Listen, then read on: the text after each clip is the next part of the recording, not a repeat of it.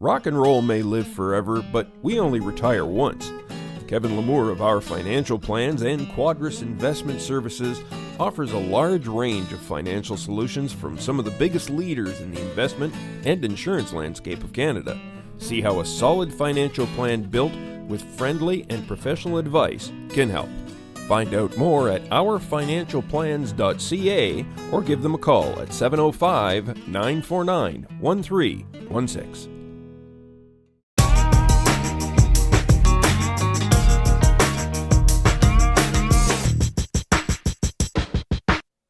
Okay, folks, welcome and thank you for joining us on another Lonesome Cowboy podcast.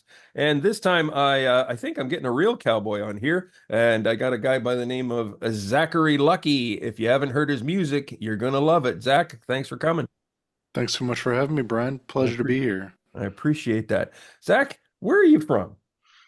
I come from Saskatoon, Saskatchewan originally. Okay. My family from the eastern, kind of southeastern part of Saskatchewan, but I grew up in Saskatoon and have called Orillia, Ontario home for about 10 years now. Excellent. That kind of Yeah. stuff. So when did you make the transition from Saskatoon all the way to Orillia? Yeah, it was a rather abrupt transition. I wasn't necessarily planning on coming out here, but at that point in my life, I was playing like 150 shows a year. We were on the road more than we were at home, Wow. and so there was always this openness to I would just go where the road was going to lead me, and I came out here and played. I got invited to play the Mariposa Folk Festival in the town where I live now, and Yeah. the rest is kind of history. Yeah, I moved out here for real December 2014, I guess it was, Wow. No and kidding. yeah, not a single day goes by that I don't miss the prairies. And like I say, I don't know if I necessarily chose to move out here, Yeah. but it's where home is now. And Ontario is good for a lot of reasons. I feel like a lot of people in Canada don't like Ontario, but it's I make a joke every time I play a show in Ontario. I said, uh, happy to report that Ontario is not half as bad as the rest of Canada thinks it is. So. So let me ask you this question. I didn't realize you've been at it for such a long time in the music business. How long have you called this your full-time vocation? Yeah, I quit working in 2010. Wow. I was pretty young. I mean, I just dropped out of college and maybe, I don't know, 2018, maybe. Those years, it's hard to remember. It's like I'm not old, but but I feel old. Yeah, it Having sounds two like you would. two young kids will make you feel old. Yeah. And dropped out of college, and I kind of knew that I wanted to. I had dabbled with touring a bit before, but nothing too major, and kind of knew it was something I wanted to pursue. Hmm. I was mostly just pretty restless, and growing up in like a pretty Saskatoon at that point felt very sleepy. It's grown up a lot in Hmm. the past 10 years, but it was pretty. My memories of it are pretty small and dusty, and just this not much going on kind of prairie town. Yeah. And so I kind of just was looking for a way out. And, I had made a couple very simple recordings and in those early days, and I was kind of opening for some friends. And then in 2010, I put out a record called Come and Gone, which was sort of the first real Yeah. record I'd ever made. And don't go looking for it because you're not going to find it.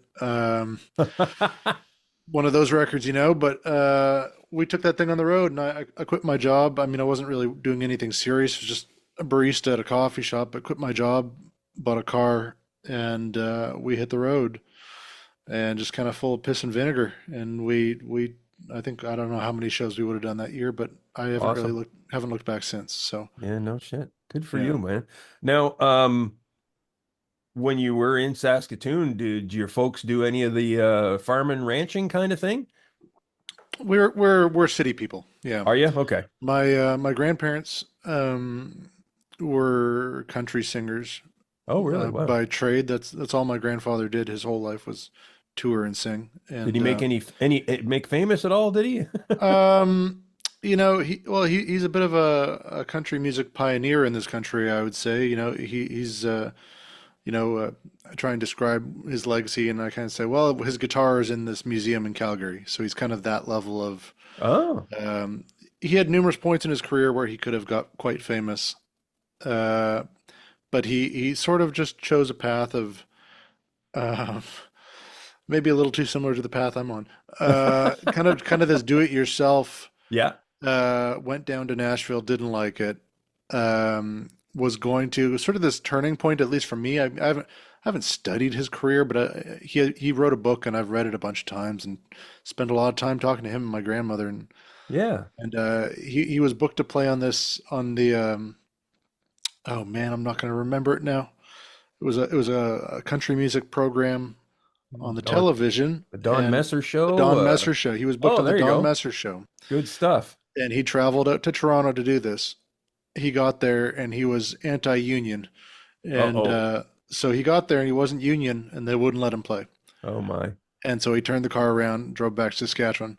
He was just sort of that kind of guy, you know. He was sort of stubborn, liked to do things his way, I think. Yeah. But yeah, and he just kind of it was a weird career path. He spent a lot of time playing in the north of Canada, in the Arctic, Wow. all around. My house is covered with this artwork from Nunavut and the Northwest Territories, and he just kind of went to all these places that music didn't really exist back in those days. Hmm. So yeah, my parents themselves were not farmers, but my grandparents, they lived down on our family homestead. My family originally were Ukrainian immigrants, Oh wow. Ukrainian settlers, and yeah, they had a farm down. We still have it down close to the Manitoba border, and Nice. so my grandparents lived out there, and they toured a lot, and kind of grew enough for them. And I always thought I would do that too, and live out there, and have a big garden and just a little peace and quiet. But that's what you get. You come out to Ontario, you meet an Ontario girl at a folk festival, and then the rest is history. So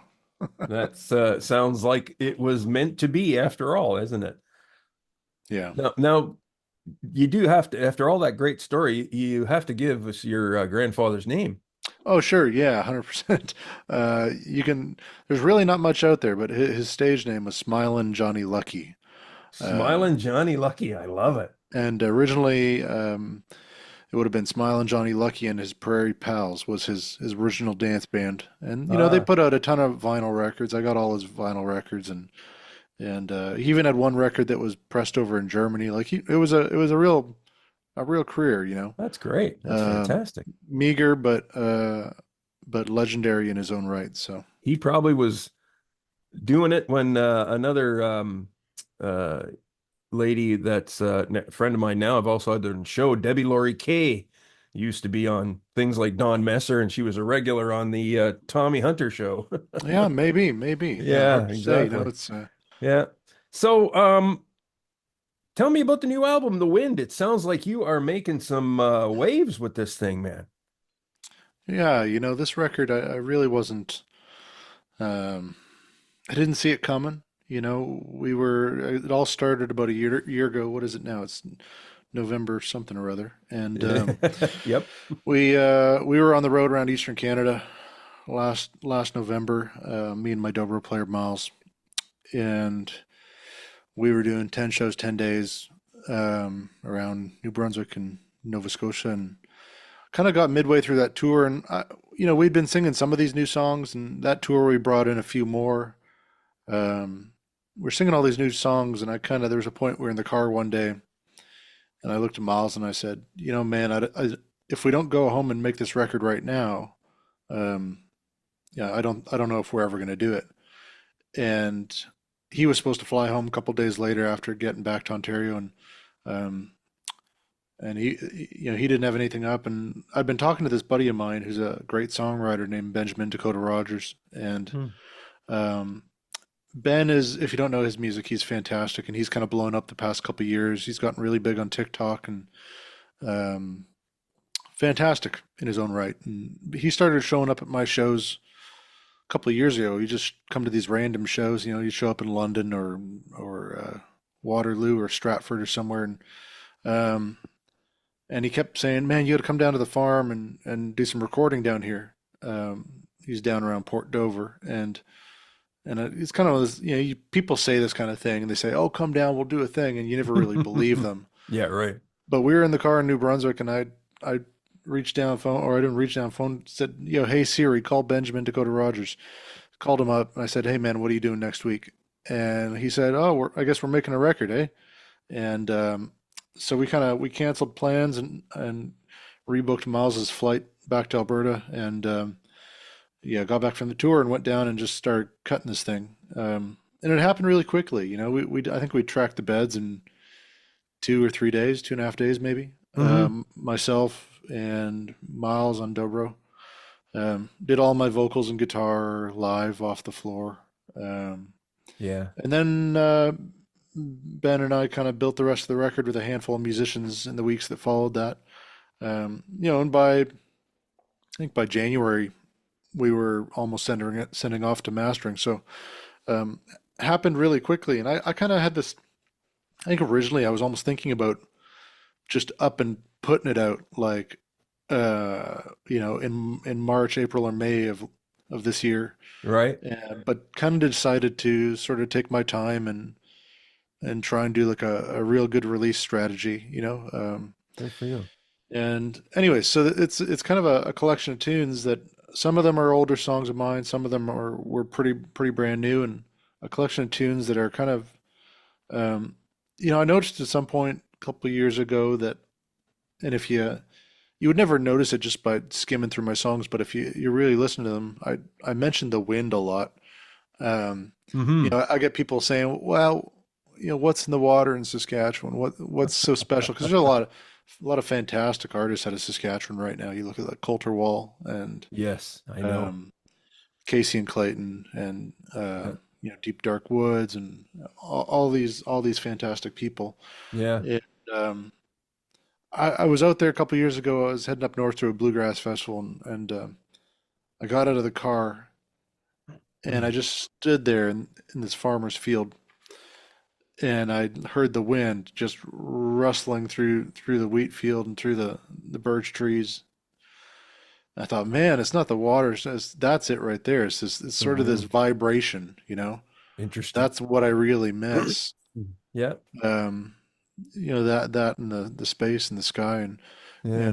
and I started to notice that I had written the word the wind into numerous songs over the past 10 years. Like it's a theme that uh, comes up um, time and time again. And I had all these other songs that they were sort of just about these characters about these characters who were all sort of at a crossroads or maybe a little windswept or some finding themselves somewhere they didn't really expect to be. Hmm. Um, and I just sort of thought I would tie all this stuff that was going around in my head, tie it together, put a bow on it, and call it the wind. It seemed like it sort of fit together. And I really kind of had a strong vision of what I wanted this record to sound like. There's a few records that I'd been listening to over the past few years that had played a big part in that. In sonically what I was wanting to hear, and thankfully me and Benjamin really, yeah, we see eye to eye on a lot. Production styles, the kind of sounds we like, kind of microphones we like using. Yeah. Um, yeah, and we came up with this record. And honestly, I've been doing this for a while and put out a bunch of records. And I feel like every time, it's not that I put out a records and don't like the way they sound, but I feel like we really sort of hit the mark with this one. And it was at the point where, it was all cut and done in front of me, and I went, well, if no one else likes this, I like this a lot. This is what I want to hear. Yeah. These songs are something that I needed to sing. Uh, to sort of work through things and so whether anybody heard it or not, it did its job. Yeah, exactly. Um, you're one of those guys that does everything, like a lot of us are now. But you've been doing that obviously for longer than now that I think than I thought you have.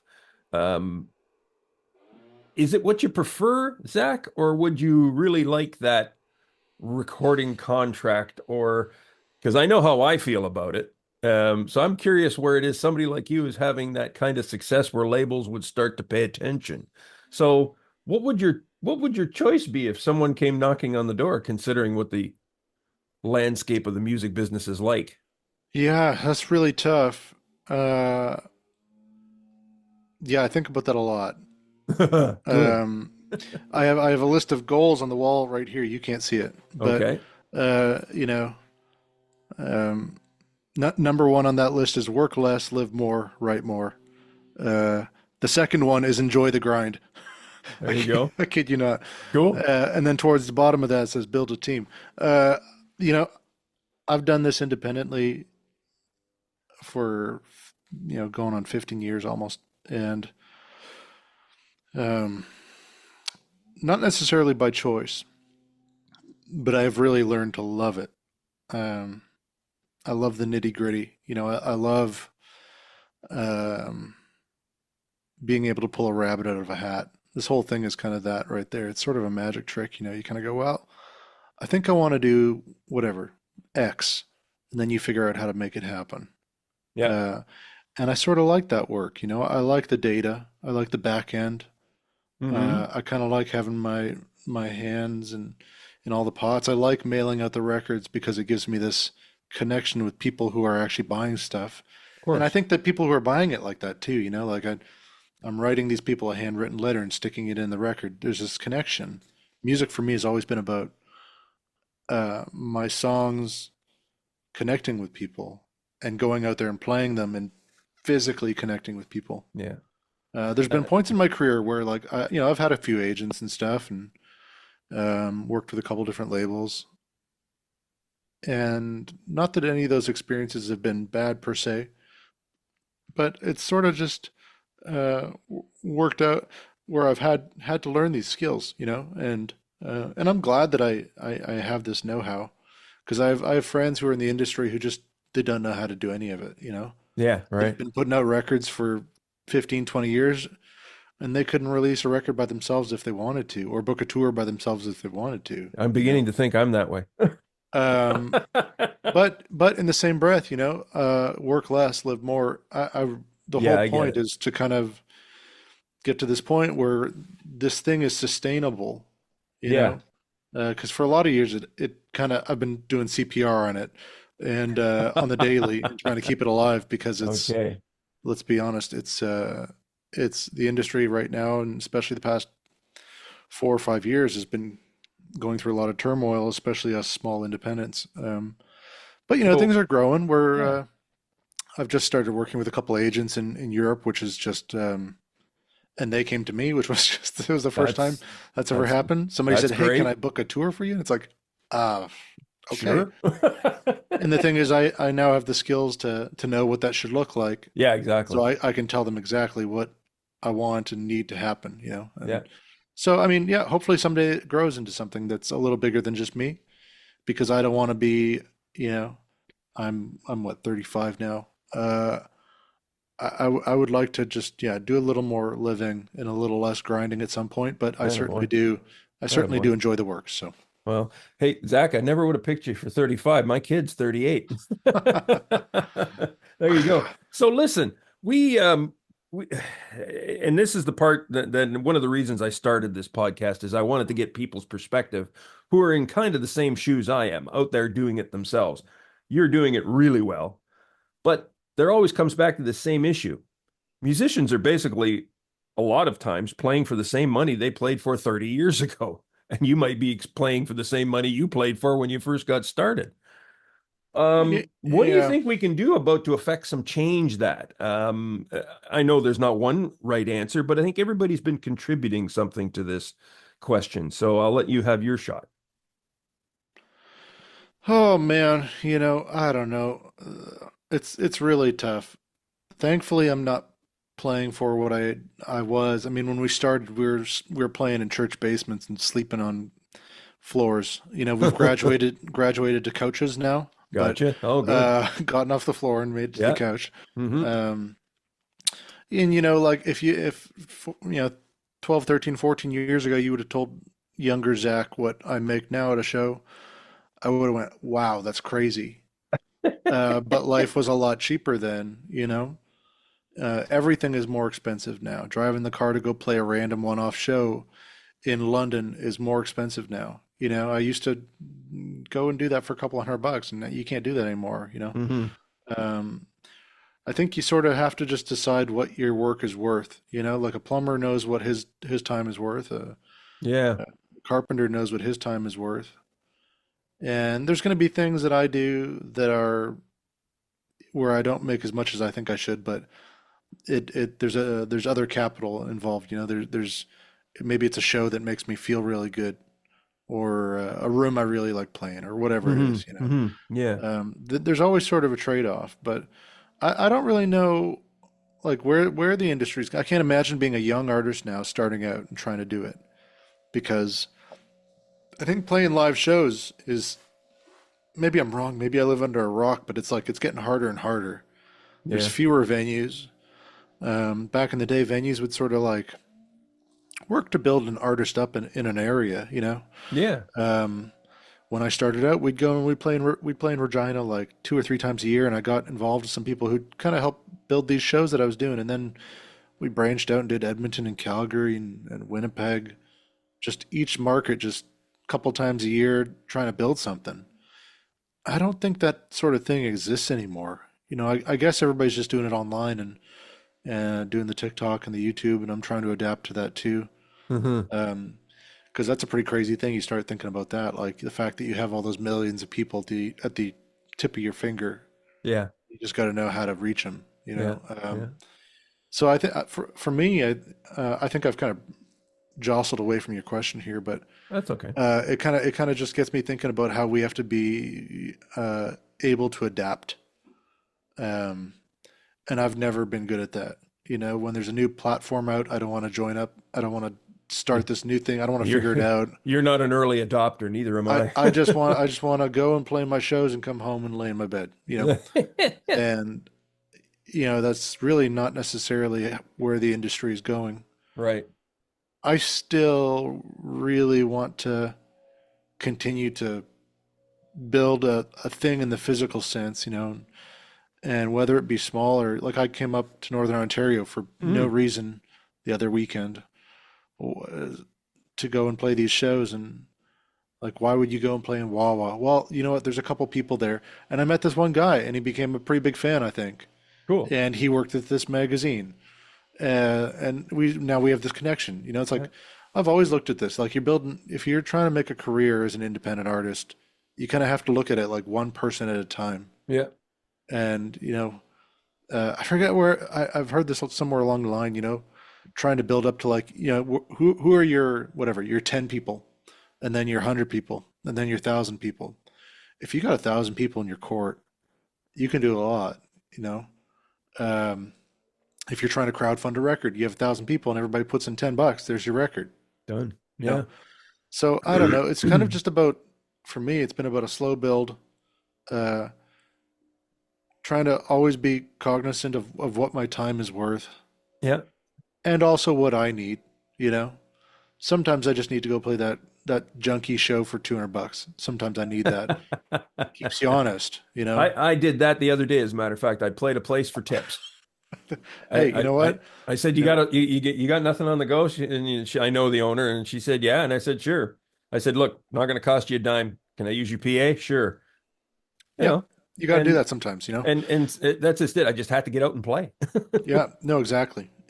Doing this thing, going through the motions, playing it, and the thing is like, it's tough because sometimes you roll into shows and you're like, oh man, I know this is not going to be a great show, but you have no idea who's sitting there, Exactly. and you Yeah. have no idea what they're going through, Yeah. and what your songs might accomplish. You know, like it's, I guess it's pretty lofty, but it's not all about the money. If Oh, it I was, agree. I would have been gone 10 years Yeah. ago. Hey. And Yeah. so, Well, you yeah, talked about the young guys just starting out. Well, guess what? This 62-year-old man, I've been playing for a long time, but at 59 years old, I decided, yeah, I'm going to chase this full time. there you go. What And the why not? hell? No, why not? I don't Why even have not? enough to retire. Why am I doing this? Well, yeah, I think about that too, and that's a big thing too. Yeah. Um, Think now, son, because at 35 I wasn't either, and I'm paying the price. Well, I don't know. I don't know if people do retire in this business. Well, It's that's true. it's That's the kind of nice one of part those about it. things. Like my partner is she's like a normie. She's got a job and went to school and worked really hard and has a very important job that she's doing and she's very good at it. Um, and she thinks about holidays and thinks about uh, things like retirement and pensions.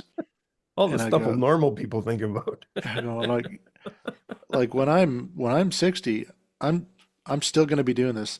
Yeah. Um, there's this joke, these guys down south in Toronto, a couple of guys who I've worked with who made some records with. They have this joke, everybody's slowly going to quit doing this in the Canadian industry, but then there'll still be Zach Lucky just grinding away, complaining about the crappy shows he's playing and how hard the road is. He's just going to be old and grumpy still doing it. And I might, what I used to say like and I kind of felt this way with the pandemic too. Like it was sort of a natural thinning out, but Yeah. uh, you know what? There's people out there who are probably better songwriters than me. People out there who might be better singers. Uh, but I work pretty damn hard. I would say I so. argue I argue that I work just as hard as anybody else. And Yeah, I would agree. I don't know, maybe my stamina is going to be last a little longer. I But hope so. and I don't know if that's good. Yeah. So speaking of the pandemic, and I got a few minutes left here before Zoom kicks me off because I'm too cheap to pay for the full version. $400 later, never mind. Exactly. Yeah. They said everything would come back after the pandemic, and it didn't. No, I don't think it has. It's So our yeah. what do you think happened? Like why was that? I mean, I can't put a finger on it. It's crazy. I thought it would just be flooded. What happened? Yeah. I mean, it was for a while, Yeah, there was a little bit. but I think there's been a huge change in the culture in our country. And I think it's a North American thing. Like you go over and you play in Europe and people are still out there being very social, out doing things. They're in the beer markets. Their culture Yes. really seemed to go unscathed. And maybe somebody living there would say different, but um, yeah, I just things have just gotten smaller. Hmm. It's harder to get people out of the house, away from the TV. It costs more for the venues to put on events and shows. Yeah. Costs more for the people trying to get to those venues to play. Hmm. Everything is just kind of stressed and stretched thin, I feel like. Um, and money is just tight all around. So Hmm. I don't know. I don't know if things ever will necessarily go back to normal, and um, I don't know if it's a bad thing either. I mean, um, change is inevitable. It's just about whether we can adapt to it and kind of roll with the punches. And we got some serious punches we've have to roll with here in the last week too, eh? Mm-hmm. Yeah, exactly. 100%. Zachary Lucky, thank you so much for coming on the program. I won't take up any more of your time because I know you're a busy guy.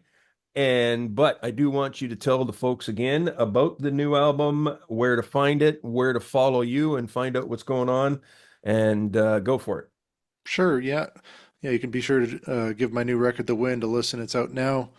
Came out November 1st on Spotify, Apple Music, all the places that you find music. And you can go to zacharylucky.com, at Zachary Lucky on Instagram, Twitter, Threads, Facebook, YouTube, all the places.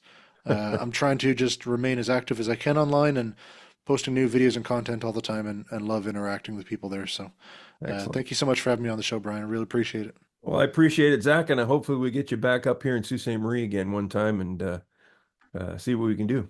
I'll be there. Right on, man. Thank you very much. Thank you so much, man.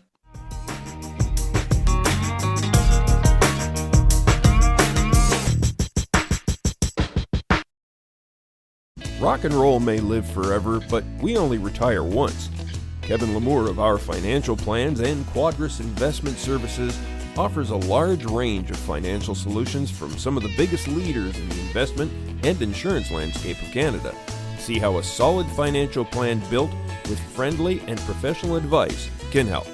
Find out more at ourfinancialplans.ca or give them a call at 705 949 1316.